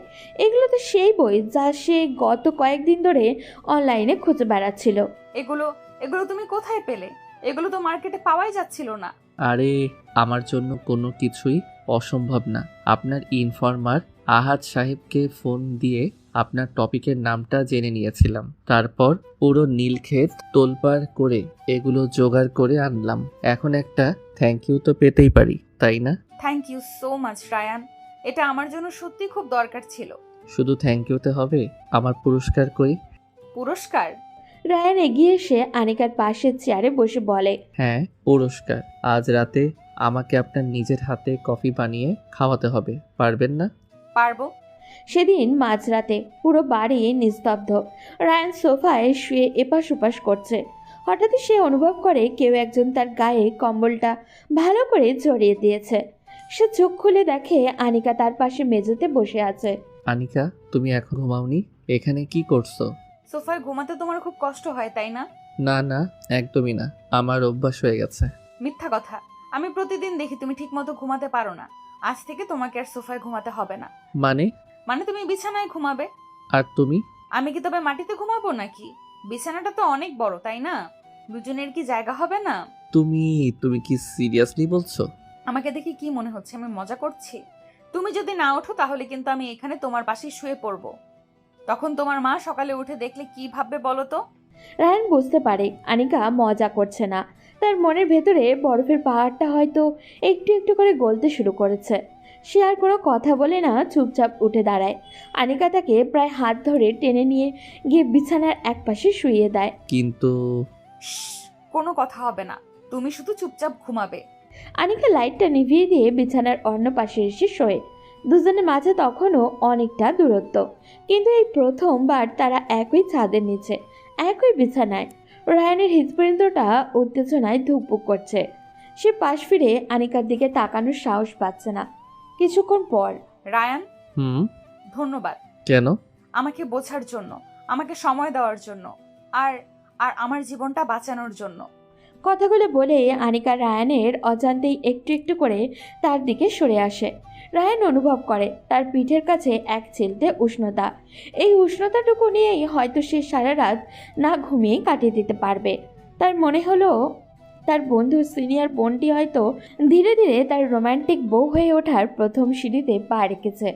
2 দিন পর শুক্রবার সন্ধ্যা, রায়ানের বন্ধু শুভ, নাহিদ এবং তার শাল্লকাম বন্ধু আহাদ মিলে তুমুল আড্ডায় মেতেছে। টিভিতে ক্রিকেট ম্যাচ চলছে, কিন্তু সেদিকে কারোর তেমন কোনো মনোযোগ নেই। সেন্টার টেবিলে চিপসের প্যাকেট, কোকের বোতল আর নাসরিন রহমানের বানানো গরম গরম পেঁয়াজু রাখা। তো দুলাভাই, নতুন জীবনের অভিজ্ঞতা কেমন? আমার আপুর মতো একজন হিটলারকে সামলানো তো আর মুখের কথা না। তোমাকে তো দেখি কয়েকদিনে একদম শুকিয়ে কাঠ বানিয়ে ফেলেছে। ওই ফাইজলামি করিস না, তোর আপু শুনলে তোকে কাঁচা চিবিয়ে খাবে। আর আমি শুকিয়েছি তোদের জ্বালায়, সারাদিন বাইরে বাইরে ঘুরে। আরে না না, আহা ঠিকই বলেছে, বিয়ের পর সব ছেলেই শুকিয়ে যায়। এটাকে বলে বউ সুখ। কি আর করা বল, আমরা তো আগেই সাবধান করেছিলাম, কিন্তু তুই তো ছিলি আনিকা প্রেমে অন্ধ। এখনো কি রাতে সোফায় ঘুমাচ্ছিস নাকি ম্যাডামের দয়া হয়েছে, বিছানায় একটু জায়গা দিয়েছে? তোরা কি একটু থামবি? তোদের এসব ফালতু কথা শোনার জন্য আমি তোদের বাসায় ডাকিনি। খেলা দেখ আর চুপচাপ পেঁয়াজু খা। ঠিক তখনই হাতের ড্রয়িং রুমে প্রবেশ করে আনিকা। তার পরনে একটা সাধারণ কিন্তু রুচিশীল আকাশি রঙের সালোয়ার কামিজ, চুলগুলো খোপা করা। তাকে দেখেই সবার আড্ডার মোড় ঘুরে যায়। তোমাদের জন্য কফি নিয়ে এলাম, আর আহাত তোমার জন্য গরম দুধ। তোর তো আবার কফি খেলে ঘুম আসে না। আপু, বন্ধুদের সামনে দুধ দিয়ে আমার ইজ্জতের ফালুদা বানালে তুমি। আমি কি এখনো বাচ্চা নাকি? সবাই কফি খাবে আর আমি দুধ খাবো? এটা কোনো কথা হলো? তোর কাণ্ডজ্ঞান এখনো বাচ্চাদের মতোই আছে, তাই দুধই তোর জন্য ঠিক আছে। চুপচাপ খেয়ে নে। ভাবি, আপনি একদম ঠিক করেছেন, ওর দুধই খাওয়া উচিত। আর আপনার হাতের কফি তো অসাধারণ। রায়ান তো আপনার প্রশংসা একেবারে পঞ্চমুখ। তাই নাকি? ও তো আমার কোনো কিছুতেই ভালো খুঁজে পায় না, সারাক্ষণ শুধু খুঁত ধরে। আমি খুদ ধরি? কে বললো তোমাকে? তুমি তো আমার সব কাজেই ভুল ধরো। সেদিন যে আমি তোমার জন্য লাইব্রেরি থেকে বইটা আনলাম, তুমি তো একবার ধন্যবাদও দিলে না। বাহ, একটা বই এনে দিয়েই তুমি ভাবছো নোবেল পুরস্কার পেয়ে গেছো? আর ধন্যবাদ দেইনি কারণ বইটার প্রিন্ট ভালো ছিল না, পড়তে গিয়ে আমার চোখ ব্যথা হয়ে গেছে। কোনো কাজই তুমি ঠিক মতো করতে পারো না। রায়ান আর আনিকার এই মিষ্টি ঝগড়া দেখে তার বন্ধুরা মুখ টিপে টিপে হাসতে থাকে। আহাত তো প্রায় হেসেই ফেলেছিল, কিন্তু বোনের চোখের দিকে তাকিয়ে আবার চুপ হয়ে যায়। রায়ান, তুই তো দেখি বাঘের কাঁচায় স্বেচ্ছায় মাথা দিয়েছিস দোস্ত। এখন আর বের হওয়ার কোনো পথ নেই। আরে তোরা বুঝবি না, এটাকে ঝগড়া বলে না, এটাকে বলে পারস্পরিক বোঝাপড়া, তাই না আনিকা? তোমরা আড্ডা দাও, আমি আসছি। আনিকা চলে যেতেই আহাদ আবারও শুরু করে। দেখলি এখনও কি ভাব, বিয়ের পরেও ভাব কমাতেই পারলো না। দুলা ভাই, আমার সত্যি তোমার জন্য খুব কষ্ট হয়। তোর আর কষ্ট পেতে হবে না, তুই বরং নিজের সেমিস্টারের কথা ভাব। তোর রেজাল্ট যদি এবার খারাপ হয়েছে তাহলে তোর আপু তোকে বাসা থেকে বের করে দেবে, আর আমিও তোকে আমার বাসায় ঢুকতে দেব না। আড্ডা যখন জমে উঠেছে ঠিক তখনই রায়ানের ফোনটা বেজে ওঠে। ভার্সিটির এক মেয়ের ফোন। রায়ানের ফোনটা নিয়ে কথা বলতে বলতে ব্যালকনিতে চলে যায়। হ্যাঁ সাদিয়া, বলো কি অ্যাসাইনমেন্টের ডেট চেঞ্জ হয়েছে? কখন? ও আচ্ছা, ঠিক আছে, আমাকে জানানোর জন্য ধন্যবাদ। রায়ান ফোনটা রেখে ড্রয়িং রুমে ফিরে আসতেই দেখে পরিবেশটা কেমন যেন থমথমে। আনিকা একটু আগেই আবারও ঘরে ঢুকেছিল। সে এখন সোফায় বসে টিভির দিকে তাকিয়ে আছে, কিন্তু তার চোয়াল শক্ত। কি রে, কার ফোন ছিল? সাদিয়া ম্যাডাম? হ্যাঁ, অ্যাসাইনমেন্ট নিয়ে কথা বলার জন্য ফোন দিয়েছিল। মেয়েটা তো তোর জন্য এখনো পাগল, তাই না? বিয়ের খবর শুনে নাকি খুব কান্নাকাটি করেছে। কথাটা শুনেই আনিকা রিমোটটা দিয়ে চ্যানেল বদলাতে শুরু করে। তার হাত বেয়ে স্পষ্ট বিরক্তির ছাপ। রায়ান ব্যাপারটা বুঝতে পারে। আরে না, ওসব কিছু না, ও আমার ভালো বন্ধু, তোরা যেমন ও তেমন। কিন্তু সাদিয়া তো কেমন না দুলা ভাই, ও তো তোমাকে অন্য চোখে দেখে। আপু, তুমি কিন্তু তোমার বরকে একটু চোখে চোখে রাখবে। আজকালকার ছেলেমেয়েদের একদম বিশ্বাস নেই। তোর দুলাভাইকে তুই চোখে চোখে রাখিস, আমারটা নিয়ে তোকে ভাবতে হবে না। আর আমার যার উপর বিশ্বাস রাখার তার উপর ঠিকই বিশ্বাস আছে। আনিকার এই অপ্রত্যাশিত উত্তরে শুধু আহাদি নয়, রায়ান নিজেও চমকে যায়। সে আনিকার দিকে তাকায়, আনিকাও সেই মুহূর্তে তার দিকে তাকায়। দুজনে চোখাচোখি হতেই আনিকা দ্রুত চোখ নামিয়ে নেয়। কিছুক্ষণ পর আড্ডা ভেঙে যায়। শুভ আর নাহি চলে যাবার পর আহাদও তার নিজের বাড়ির জন্য রওনা দেয়। আহাদ যেতে যেতে বলে, দুলা ভাই আসি রে, আপুর উপর একটু নজর রাখিস। আর আপু, তুমিও কিন্তু আমার দুলা ভাইকে দেখে রেখো। আজকাল তো চারপাশে শুধু ছোক ছোক করে মেয়েরা ঘোরে। আহাদ চলে যাবার পর ড্রয়িং রুমে শুধু রায়ান আর আনিকা। রায়ান টিভিটা বন্ধ করে দেয়। কি ব্যাপার, তোমার কি মন খারাপ? না, আমার মন খারাপ হবে কেন? তাহলে আহাদের উপর অমনভাবে চটলে কেন?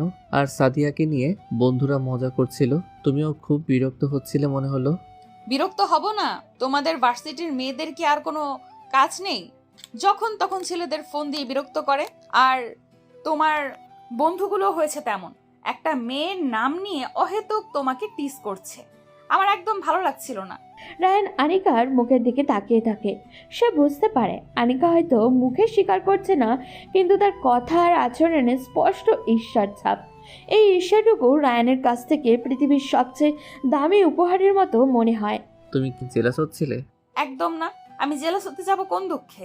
সাদিয়া কেন, পৃথিবীর কোনো মেয়ে ফোন দিলেও আমার কিছু যায় আসে না। তাই? সত্যি তো? হ্যাঁ সত্যি। তাহলে আমার চোখের দিকে তাকিয়ে কথাটা বলো। আনিকা এবার আর রায়ানের চোখের দিকে তাকাতে পারে না। তার গাল দুটো লজ্জায় লাল হয়ে যায়।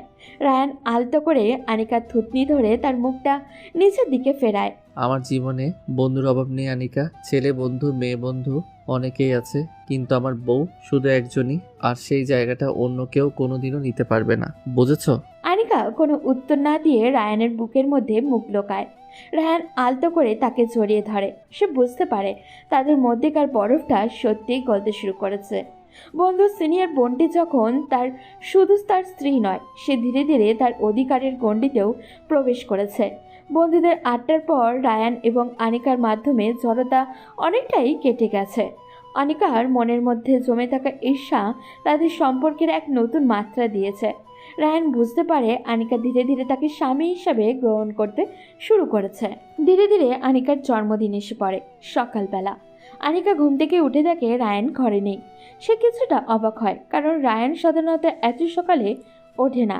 আনিকা ফ্রেশ হয়ে রান্নাঘরে গিয়ে দেখে রায়ানের মা নাস্তা বানাচ্ছেন। আম্মা আসসালামু আলাইকুম, রায়ান কোথায়? এত সকালে বেরিয়ে গেল নাকি? ওয়ালাইকুম আসসালাম। না মা, ও তো বের হয়নি, ছাদে গেছে। আজ নাকি কি একটা বিশেষ দিন, তাই ভোরবেলা উঠে গোসল করে ছাদে চলে গেল। আমাকে বলল তোমাদের দুজনের জন্য নাস্তাটা যেন ছাদেই পাঠিয়ে দেই। বিশেষ দিন? কি বিশেষ দিন? পাগলি মেয়ে, আজ যে তোমার জন্মদিন সেটাও ভুলে গেছো? রায়ানি তো আমাকে কাল রাতে মনে করে দিল। যাও তাড়াতাড়ি উপরে যাও, ছেলেটা তোমার জন্য হয়তো কোনো সারপ্রাইজ প্ল্যান করেছে। আনিকা হতবাক হয়ে যায়। আজ যে তার জন্মদিন সেটা তার নিজেরই ঠিক মতো মনে ছিল না। পরীক্ষার চাপে আর জীবনের এত ওলট পালটের মধ্যে সে দিন তারিখের হিসাবটাই হারিয়ে ফেলেছে। কিন্তু রায়ান মনে রেখেছে। আনিকার বুকের ভেতরটা এক অদ্ভুত ভালো লাগায় ভরে ওঠে। সে ধীর পায়ে সিঁড়ি বেয়ে ছাদে যায়। রায়ানের বাড়ির ছাদ দিয়ে এক কোণায় সুন্দর করে একটা বাগান করা, সেখানে শিউলি, হাসনায়না আর গোলাপ ফুটে আছে। ভোরের নরম আলোয় পুরো পরিবেশটা স্নিগ্ধ লাগছে। রায়ান একটা ছোট্ট টেবিলে আরও দুটো চেয়ার পেতে বসে আছে। টেবিলে দুটো চায়ের কাপ আর একটা কেক বক্স আর ছোট্ট একটা উপহারের প্যাকেট। রায়ান আনিকার পায়ের শব্দ পেয়ে ফিরে তাকিয়ে বলে, অবশেষে মহারানীর ঘুম ভাঙলো। আমি তো ভেবেছিলাম আমাকে একাই বার্থডে সেলিব্রেট করতে হবে। এসব এসব কি রায়ান? এত কিছু করার কি দরকার ছিল? দরকার ছিল কারণ আজ আমার বউয়ের জন্মদিন। জীবনের প্রথম জন্মদিনটা যদি স্পেশাল না হয় তাহলে কিভাবে হবে? বস। আনিকা রায়ানের মুখোমুখি চেয়ারটায় বসে। রায়ান কেকের বক্সটা খোলে।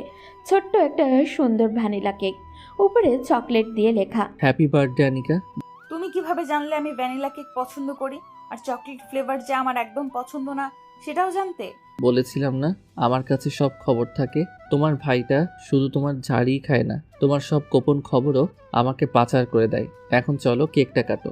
আনিকা কেক কাটে। রায়ান তার মোবাইল দিয়ে সেই মুহূর্তের ছবি তোলে।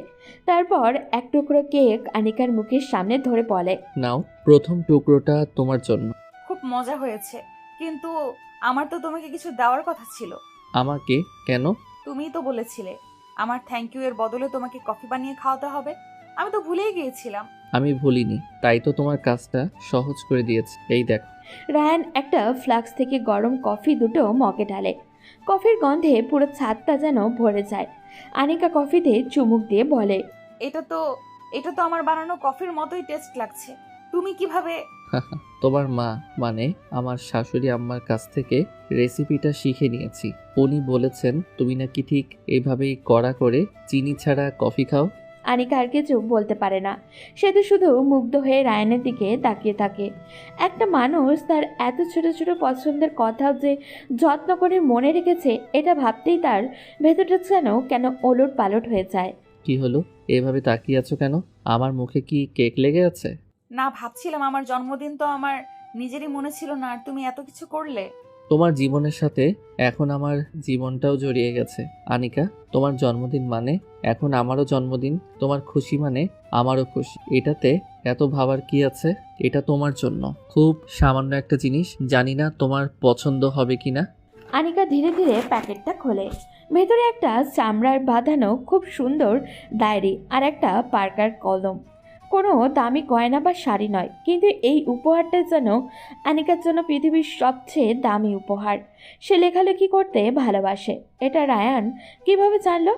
এটা এটা অসাধারণ রায়ান, কিন্তু তুমি কিভাবে জানলে যে আমি ডায়েরি লিখতে ভালোবাসি? তোমার পরের টেবিলের ড্রয়ারে আমি তোমার পুরনো একটা ডায়েরি দেখেছিলাম।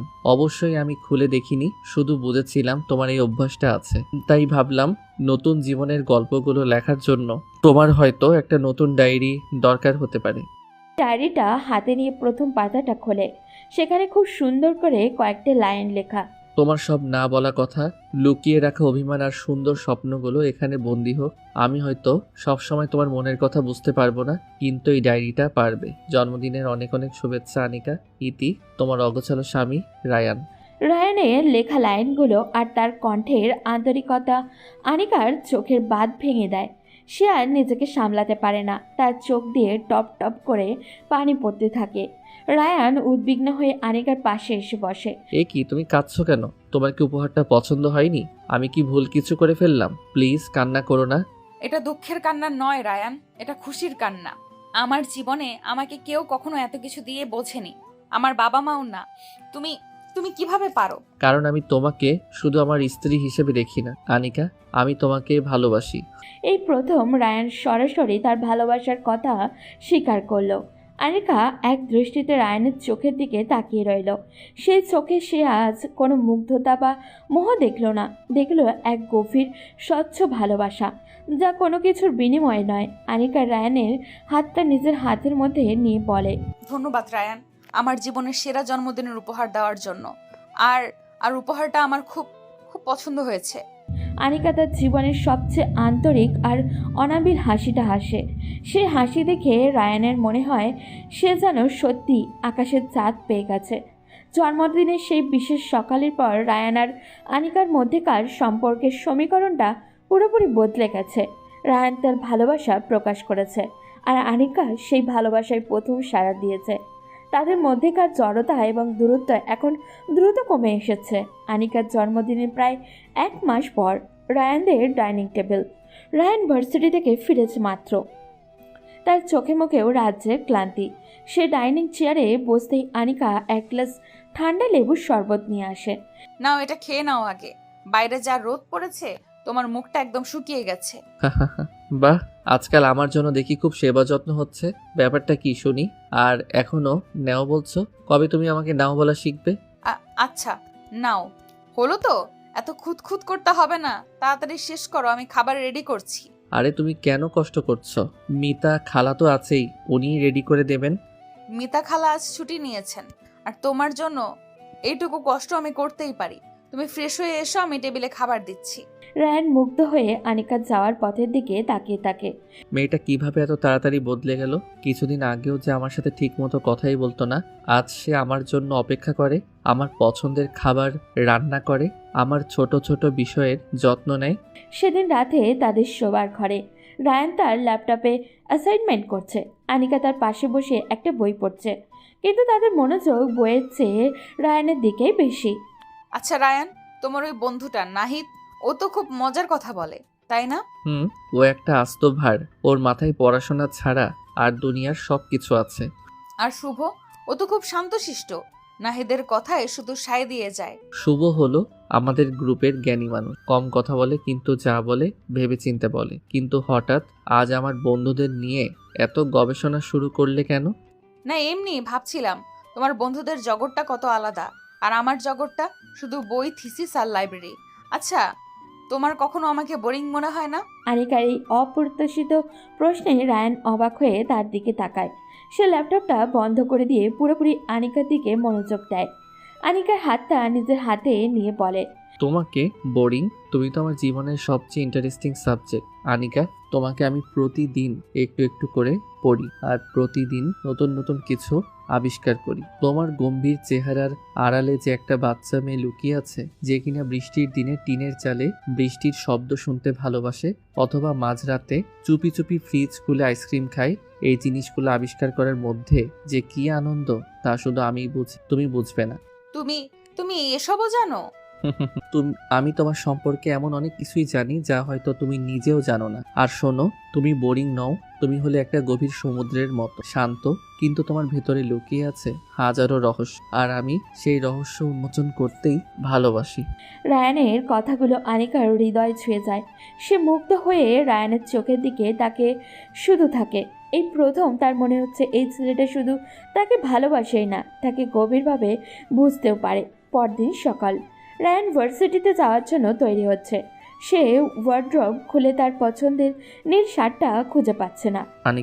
আনিকা, আমার ব্লু শার্টটা কোথায়? খুঁজে পাচ্ছি না তো। ওটা তো আমি ধুয়ে ইস্ত্রি করে তোমার ডান পাশের ড্রয়ারে রেখে দিয়েছি। তুমি তো কোনো কিছুই জায়গা মতো রাখো না, সব আমাকেই গুছিয়ে রাখতে হয়। ও তাই নাকি?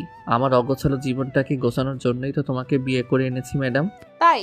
তাহলে তো আমাকে স্যালারি দিতে হয়, ফ্রিতে তো আর এই সার্ভিস পাওয়া যাবে না। রায়ান আনিকার কাছে এসে পেছন থেকে তাকে জড়িয়ে ধরে বলে, স্যালারি চাও? আচ্ছা, কি স্যালারি লাগবে শুনি। ছাড়ো রায়ান, দেরি হয়ে যাচ্ছে তোমার। দেরি হোক গে, আগে আমার স্যালারির হিসেবটা তো মিটিয়ে দেই। রায়ান আনিকার ঘাড়ে আলতো করে মুখ ডোবায়। আনিকা লজ্জায় ভালো লাগায় চোখ বন্ধ করে ফেলে। তাদের এই মিষ্টি রোমান্টিক খুনসুটি এখন তাদের দৈনন্দিন জীবনের একটা অংশ হয়ে উঠেছে। সে আনিকার কানের কাছে এসে ফিস ফিস করে বলে, আচ্ছা, আজ ভার্সিটি থেকে ফেরার সময় তোমার জন্য কি নিয়ে আসবো বলো তো? ফুচকা নাকি গরম গরম জিলাপি? কিছু আনতে হবে না, তুমি শুধু তাড়াতাড়ি বাসায় ফিরবে, এটাই আমার জন্য সবচেয়ে বড় গিফট। কেন? আমার জন্য মন পুড়ে বুঝি? হুম। ঠিক আছে, খুব তাড়াতাড়ি ফিরে আসবো। সে এখন মন থেকেই তার অপেক্ষায় থাকে, তার পথ চেয়ে বসে থাকে। রায়ান নীরবে এই পরিবর্তনগুলো উপভোগ করে। সে জানে ভালোবাসার কথা সে মুখ ফুটে একবার বলেছে, কিন্তু আনিকার মুখ থেকে সেই 3টি শব্দ শোনার জন্য তাকে হয়তো আরও কিছুদিন অপেক্ষা করতে হবে। আর সেই অপেক্ষাটাও তার কাছে মধুর মনে হয়। সে চায় আনিকা যখন তাকে ভালোবাসার কথা বলবে, সেটা যেন কোনো কৃতজ্ঞতা বোধ বা দায়িত্ব থেকে না হয়, যেন তার হৃদয়ের গভীর থেকে। এভাবে রায়ান এবং আনিকার মধ্যে এক সহজ ও মধুর সম্পর্ক গড়ে উঠেছে। রায়ান অপেক্ষা করছে আনিকার মুখ থেকে ভালোবাসার কথা শোনার জন্য, আর আনিকা রায়ানের ভালোবাসায় নিজেকে নতুন করে আবিষ্কার করছে। এক বর্ষণমুখর বিকেলে আকাশ মেঘে বৃষ্টি নেমেছে। ঢাকার রাস্তাঘাট পানিতে থই থই করছে। আনিকা তার ভার্সিটির গেটেই দাঁড়িয়ে আছে। তার হাতে ছাতা নেই। সে আজ রায়ানকে না জানিয়েই চলে এসেছে লাইব্রেরিতে কিছু বই ফেরত দেওয়ার জন্য, কিন্তু এখন এই বৃষ্টির মধ্যে কিভাবে বাসায় ফিরবে তা ভেবে পারছে না। ফোনে রায়ানের সাথে কথা বলেছে। আমি তো তোমাকে বলেছিলাম আসতে হবে না, আমি একাই ম্যানেজ করে নিতে পারতাম। এখন এই বৃষ্টির মধ্যে তুমিও এসে আটকে গেলে। তুমি একা ম্যানেজ করতে পারতে মানে? রিক্সা পাচ্ছ না, সিএনজি পাচ্ছ না, আর বলছো ম্যানেজ করতে পারতে?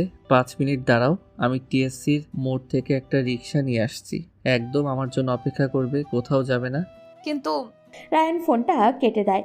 আনিকা অসহায়ভাবে হাসে। ছেলেটার এই অধিকার খাটানো, এই যত্ন নেওয়াটা যেন এখন তার ভীষণ ভালো লাগে। কিছুক্ষণ পরেই দেখা যায় রায়ান একটা রিক্সা নিয়ে আসছে। বৃষ্টির কারণে রিক্সার হুডটা নামানো। রায়ান নিজেই ভিজে প্রায় একাকার, কিন্তু তার মুখে মিষ্টি একটা হাসি। রিক্সা থেকে নেমে বলে, এই যে ম্যাডাম, আপনার বিশেষ বাহন হাজির, তাড়াতাড়ি উঠে পড়ুন, না হলে ঠান্ডা লেগে যাবে।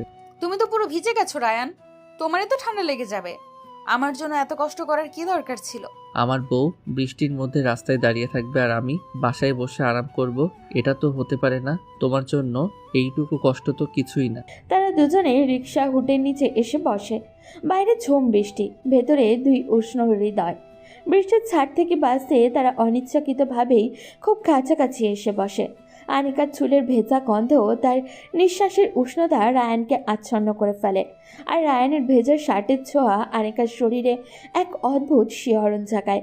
আচ্ছা রায়ান, আমার একটা প্রশ্নের সত্যি সত্যি উত্তর দিবে? তোমার কোন প্রশ্নের উত্তর আমি সত্যি দেইনি শুনি? জিজ্ঞেস করো। সেদিন আমাদের বিয়ের দিন তুমি কেন রাজি হয়েছিলে? মানে আমি জানি তুমি আব্বুর সম্মান বাঁচানোর জন্য রাজি হয়েছিলে, কিন্তু কিন্তু শুধু কি এইটুকুই কারণ ছিল, নাকি এর পেছনে অন্য কোনো কারণও ছিল? আনিকার এই সরাসরি প্রশ্নে রায়ান চমকে ওঠে। সে কি আজ তার মনের সব কথা খুলে বলবে? এটাই কি সেই সঠিক সময়? তুমি কি শুনতে চাও আনিকা? আমি সত্যিটা শুনতে চাই, তোমার মনের সত্যিটা। যদি বলি শুধু তোমার বাবার সম্মান বাঁচানো একমাত্র কারণ ছিল না, তাহলে কি তুমি বিশ্বাস করবে? করব। তোমাকে আমি প্রথম কবে দেখেছিলাম মনে আছে? মনে হয় তোমার মনে নেই। তুমি তখন ক্লাস 10-এ পড়ো, আর আমি আহাদের সাথে প্রথম তোমাদের বাসায় গিয়েছিলাম। তুমি স্কুল ড্রেস পরেছিলে, চোখে চশমা, 2 বেনি করা চুল। আহাদ তোমার সাথে আমার পরিচয় করিয়ে দিয়েছিল। আপু, এ আমার বন্ধু রায়ান। তুমি আমার দিকে না তাকিয়েই শুধু বলেছিলে ও, তারপরে নিজের ঘরে চলে গিয়েছিলে। রায়ানের মুখে এত পুরনো কথা শুনে আনিকা অবাক হয়ে যায়। সেই প্রথম দেখাতেই কি যে হয়েছিল আমি জানি না, কিন্তু তারপর থেকে যতবারই আমি তোমাদের বাসায় গিয়েছি, আমার চোখ শুধু তোমাকেই খুঁজেছে। তুমি যখন আহাতকে বা আমাকে বকা দিতে, অদ্ভুতভাবে আমার সেই বকা শুনতেও ভালো লাগতো। মনে হতো তুমি আমার উপর অধিকার খাটাচ্ছ। আমি তো তোমাকে সবসময় আহাদের দুষ্টু বন্ধু হিসেবেই দেখেছি। আমি জানতাম, তাই তো কোনো দিনও কিছু বলার সাহস পাইনি। আমার ভয় হতো আমি যদি আমার মনের কথা বলে ফেলি, তাহলে হয়তো তুমি আমার সাথে আর কথাই বলবে না। আহাদের সাথে আমার বন্ধুত্বটাও হয়তো নষ্ট হয়ে যাবে। তাই আমি দূর থেকেই তোমাকে ভালোবেসে গেছি। তোমার ফার্স্ট ইয়ারের ফাইনালের সময় যখন তোমার খুব জ্বর এসেছিল, আমি সারা রাত জেগে তোমার জন্য নোটস তৈরি করেছিলাম, আর আহাদকে দিয়ে বলেছিলাম যে ওগুলো ওর করা। তুমি যখন ভার্সিটিতে প্রথম হয়েছিলে, আমি তোমাদের বাসার নিচে দাঁড়িয়ে লুকিয়ে লুকিয়ে তোমার হাসি মুখটা দেখেছিলাম। রায়ানের প্রতিটা কথা আনিকার বুকের ভেতরটা তোলপাড় করে দিচ্ছিল। সে জানতো রায়ান তার যত্ন নেয়, কিন্তু তার ভালোবাসার গভীরতাটা যে এত বেশি, সে কল্পনাও করতে পারেনি। যেদিন শুনলাম সাফওয়ানের সাথে তোমার বিয়ে ঠিক হয়েছে, আমার মনে হয়েছিল আমার পৃথিবীটা শেষ হয়ে গেছে। কিন্তু তারপর আমি চেয়েছিলাম তুমি ভালো থাকো, কিন্তু যখন জানতে পারলাম লোকটা একটা প্রতারক, আমি আর নিজেকে ধরে রাখতে পারিনি। আমি সিদ্ধান্ত নিয়েছিলাম তোমার জীবনটা আমি নষ্ট হতে দেব না। এর জন্য আমাকে যা কিছুই করতে হোক তাই। বিয়ের দিন আব্বু যখন প্রস্তাবটা দিল আমি না করতে পারিনি, কারণ ওটা শুধু দুটো পরিবারের সম্মান বাঁচানোর প্রস্তাব ছিল না, ওটা ছিল আমার বহু বছরের জমানো ভালোবাসাকে পাওয়ার একটা সুযোগ। কথাগুলো শেষ করায় রায়ান চুপ করে যায়। রিকশার চাকার শব্দ আর বৃষ্টির রিমঝিম আওয়াজ ছাড়া তার আর কোনো শব্দ নেই। আনিকার চোখ দিয়ে অঝরে পানি পড়ছে। এ কি, তুমি আবার কাঁদছো কেন? আমি কি এমন কিছু বলে ফেললাম যা তোমার খারাপ লেগেছে? প্লিজ আমাকে ভুল বুঝো না। আমি তোমাকে আমার ভালোবাসা দিয়ে কোনো দিনও চাপ সৃষ্টি করতে চাই না। চুপ, একদম চুপ, আর একটা কথাও বলবে না। আনিকা রায়ানের ভেজা শার্টের কলারটা ধরে তাকে নিজের দিকে টেনে আনে। তুমি একটা আস্ত বোকা, একটা গাধা। এত কিছু নিজের মনের মধ্যে চেপে রেখেছিলে, আমাকে একবারও বুঝতে দাওনি। আমি তো ভেবেছিলাম তুমি শুধু করুণা করে দায়িত্ববোধ থেকে আমার জন্য সবকিছু করছো। করুণা? তোমাকে আমি করুণা করব? নয়তো কি? আমি তো তোমার ভালোবাসার যোগ্যই না। আমি তোমাকে কত অবহেলা করেছি, কত কষ্ট দিয়েছি, আর তুমি নীরবে সবকিছু সহ্য করে গেছো। কারণ আমি তোমাকে ভালোবাসি আনিকা। আমিও তোমাকে ভালোবেসে ফেলেছি রায়ান, খুব খুব বাজেভাবে ভালোবেসে ফেলেছি। আমি জানি না এটা কবে কিভাবে হলো, কিন্তু আমি এখন তোমাকে ছাড়া একটা মুহূর্তও ভাবতে পারি না। তোমার অপেক্ষা করা, তোমার জন্য রান্না করা, তোমার অগোছালো ঘরটা গোছানো, এগুলোই এখন আমার জীবনের সবচেয়ে প্রিয় কাজ হয়ে গেছে। আমিও তোমাকে ভালোবাসি রায়ান। এই প্রথম আনিকার মুখ থেকে ভালোবাসার স্বীকারোক্তি শুনে রায়ানের মনে হলো পৃথিবীর সব সুখ যেন তার হাতের মুঠোয় এসে ধরা দিয়েছে। সে আর নিজেকে সামলাতে পারল না। সে আনিকার মুখটা দুই হাতে তার হাতে ঠোঁটে আলতো করে চুমু খেলো। বাইরে তখনও ঝুম বৃষ্টি, আর রিকশার হুডের নিচে দুটো মন এক হয়ে জন্ম নিল এক নতুন পবিত্র ভালোবাসার গল্প। বৃষ্টির দিনে ভালোবাসার স্বীকারোক্তির পর রায়ান এবং আনিকার সম্পর্ক এক নতুন পূর্ণতা পেয়েছে। তাদের মধ্যে আর কোনো দ্বিধা, জড়তা বা দূরত্ব নেই। আছে শুধু অফুরন্ত ভালোবাসা, বিশ্বাস আর খুনসুটি। 2 মাস পর ধানমন্ডির একটি অভিজাত রেস্টুরেন্টে ফ্যামিলি ডাইনিং সেকশন। একটি বড় টেবিল ঘিরে বসে আছে রায়ান এবং আনিকার পুরো পরিবার। একদিকে আশরাফ সাহেব, আফরোজা বেগম এবং আহাদ, আর অন্যদিকে শফিকুর রহমান এবং নাসরিন রহমান। আর টেবিলের মধ্যমণি হয়ে বসে আছে রায়ান ও আনিকা। রেস্টুরেন্টের হালকা আলো আর মৃদু সঙ্গীতের আবহে পরিবেশটা আনন্দে ভরপুর। শফিক, তোমার কি মনে আছে আজ থেকে প্রায় 25 বছর আগে আমরা ঠিক এই ধানমন্ডিতেই একটা টং দোকানে বসে চা খেতে খেতে আমাদের ভবিষ্যতের স্বপ্ন দেখলাম? মনে থাকবে না আবার? তুই বলতি তোর যখন মেয়ে হবে তুই তাকে রাজকন্যার মতো বড় করবি, আর আমি বলতাম আমার ছেলে হলে তাকে বানাবো দেশের সেরা ক্রিকেটার। যদিও আমাদের কোনো স্বপ্নই পুরোপুরি সত্যি হয়নি, কিন্তু আল্লাহ যা করেছেন ভালোর জন্যই করেছেন। আপনারা তো শুধু স্বপ্নই দেখেন, আর সেই স্বপ্ন সত্যি করার জন্য আমাদের কি পরিমাণ কষ্ট করতে হয়েছে তা তো আপনারা জানেন না। আনিকার বাবা তো চেয়েছিলেন মেয়েকে পড়িয়ে ব্যারিস্টার বানাবেন। মা, আমি তো এখনো পড়তে পারি। রায়ান তো আমাকে বলেছে আমার পিএইচডি করার ইচ্ছে হলে ও আমাকে সাপোর্ট করবে, তাই না রায়ান? অবশ্যই করব। তুমি পিএইচডি কেন, পোস্ট ডক্টরেট করতে চাইলেও আমার কোনো আপত্তি নেই, কিন্তু শর্ত একটাই, গবেষণার জন্য আমাকে ছেড়ে ভিন দেশে যাওয়া চলবে না। এই তো আসল কথা তো এটাই। দুলা ভাই, তুমি তো দেখি আপুকে একেবারে আঁচলে বেঁধে রাখতে চাও। আপু, তুমি কিন্তু একদম ছাড় দিবে না। দরকার হলে আমি তোমার জন্য লন্ডনের সেরা ইউনিভার্সিটিতে ভর্তির ব্যবস্থা করে দিব। তোকে আর আমার জন্য ভাবতে হবে না। তুই আগে নিজের সেমিস্টারটা পাশ কর, তারপর অন্যের ব্যবস্থা করিস। শুনেছি তুই নাকি রায়ানের সাপোর্ট পেয়ে এখন ক্লাসের সবচেয়ে মনোযোগী ছাত্র হয়ে গেছিস। সত্যি আনিকা, আমাদের ঘরে আসার পর শুধু রায়ানই বদলায়নি, আপনার ছেলেও দেখি অনেক বদলে গেছে। আমার তো মনে হয় আমাদের দুজনেরই ভাগ্য খুলে গেছে। দুই পরিবারের এই হাসি খুশি আড্ডা রায়ান আর আনিকা মুগ্ধ হয়ে দেখছিল। যে সম্পর্কটা শুরু হয়েছিল এক ভয়ঙ্কর সংকট আর চাপের মধ্যে দিয়ে, সেই সম্পর্কটা আজ দুটো পরিবারকে এত সুন্দরভাবে এক করে দিয়েছে, এটা ভাবতেই তাদের মনটা ভরে উঠেছিল। খাওয়া দাওয়ার পর রেস্টুরেন্টের পাশেই ধানমন্ডি লেক। পূর্ণিমার চাঁদ উঠেছে আকাশে। রায়ান আর আনিকা লেকের ধারে নিরিবিলি পথ ধরে হাঁটছে। আনিকা রায়ানের হাতটা শক্ত করে ধরে আছে, তার মাথাটা রায়ানের কাঁধে হেলান দেওয়া। আজ আব্বু আম্মুকে দেখে আমার যে কি পরিমাণ ভালো লাগছে তা আমি তোমাকে বোঝাতে পারবো না রায়ান। কতদিন পর আমি আব্বুকে এমন প্রাণ খুলে হাসতে দেখলাম। আমারও খুব ভালো লাগছে। মনে হচ্ছে আমাদের বিয়েটা সত্যি সার্থক হয়েছে। দুটো পরিবারকে আমরা একসাথে করতে পেরেছি। শুধু দুটো পরিবারকে নয় রায়ান, তুমি আমাকেও আমার নিজের সাথে এক করে দিয়েছো। আমি তো প্রায় হারিয়েই গেছিলাম। বাইরের জগৎ আর দায়িত্বের বেড়াজালে আমি নিজেকে চিনতে ভুলে গিয়েছিলাম। তুমি এসে আমাকে নতুন করে বাঁচতে শিখিয়েছো। তাই আমি তো ভেবেছিলাম আমি তোমার জীবনে শুধু ঝামেলাই নিয়ে এসেছি। তোমার শান্ত গোছানো জীবনে আমি একটা ঝড়ের মতো এসে সব ওলট পালট করে দিয়েছি। ঝড় তো তুমি ছিলে, কিন্তু সেই ঝড় আমার শুকনো ডালে নতুন পাতা গজানোর জন্যই এসেছিল। তুমি না এলে আমি হয়তো কোনোদিনও বুঝতেই পারতাম না ভালোবাসা কতটা সুন্দর হতে পারে। আনিকা রায়ানের দুই গালে হাত রাখে, তার চোখে মুখে উপচে পড়ছে ভালোবাসা আর কৃতজ্ঞতা।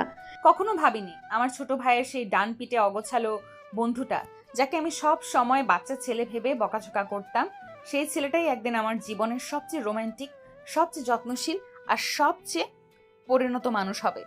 রায়ান আনিকার হাতটা নিজের হাতের মধ্যে দিয়ে তার কপালে চুমু খেয়ে বলে, আর আমি তো সবসময় জানতাম বন্ধুর সেই গম্ভীর হিটলার টাইপের সিনিয়র বোনটাই একদিন আমার সবচেয়ে ভালোবাসার, সবচেয়ে আদরের আর সবচেয়ে রোমান্টিক বউ হবে। আমি তো শুধু এই দিনটারই অপেক্ষায় ছিলাম। প্রিয় বন্ধুরা, প্রায় অনেক দিন ধরে আপনাদের জন্য নতুন গল্প আপলোড করতে পারিনি। এই জন্য সত্যিই দুঃখিত।